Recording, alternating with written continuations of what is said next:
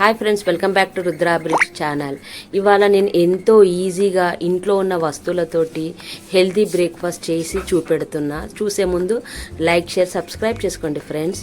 ఇంకా మన ఇంట్లో డైలీ మార్నింగ్ ఏం చేయాలి టిఫిన్ అని ఆలోచిస్తాం. ఇంకా మీరైతే చూస్తే ఇదే చేసుకుంటారు. నేనైతే ఒక కప్పు అటుకులు తీసుకున్నా, అది దొడ్డువి అయినా సన్నవి అయినా సరే ఒక కప్పుతోటి తీసుకున్నా. ఆ కప్పుతోటే నేను ఇంకా రవ్వ తీసుకున్నా. అటుకులు అయితే క్లీన్గా కడిగి శుభ్రంగా పెట్టుకున్నా. ఆ కప్పుతోటే నేను రవ్వ తీసుకున్నా. ఒకటి పుల్లటివి పెరుగు, మన ఇంట్లో ఉండే పెరుగు ఒక కప్పు తీసుకున్నా. అంతే ఫ్రెండ్స్, ఈ మూడుతోటి మనము ఎంతో టేస్టీ హెల్తీగా 15 మినిట్స్లో అయ్యే దోశ చేసుకొని తింటాం మనం. ఇంక ఇవన్నీ కలిపేసేసిన చూడండి, గట్టిగా అయ్యింది. 10 మినిట్స్ కలిపి పక్కకు పెట్టుకోవాలి. ఈ 10 మినిట్స్ కలిపి పక్కకు పెట్టుకున్నది ఈ మిశ్రమంని మనం పిండి మొత్తం ఫైన్ పేస్ట్ లాగా చేసుకోవాలి. చూడండి, నేనైతే చేసుకున్నా. దీంట్లో కొద్దిగా ఉప్పు, తగినంత బేకింగ్ సోడా కూడా వేసుకున్నా.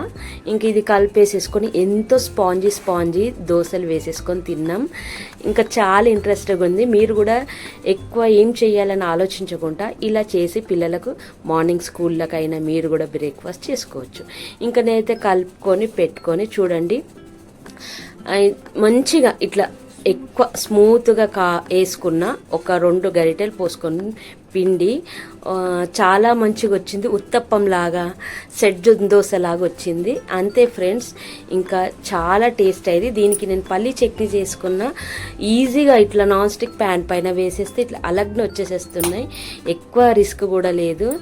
ఇంకా నేను పెరుగుతోనైతే పక్కకు పెట్టుకున్నా. ఏదో ఆప్షనల్, మీరు కూడా చేసుకోకండి. నేనైతే పల్లి చట్నీ చేసుకొని అయితే తిన్నా ఫ్రెండ్స్. చాలా స్మూత్, చాలా 15 మినిట్స్లో అయ్యే దోశ.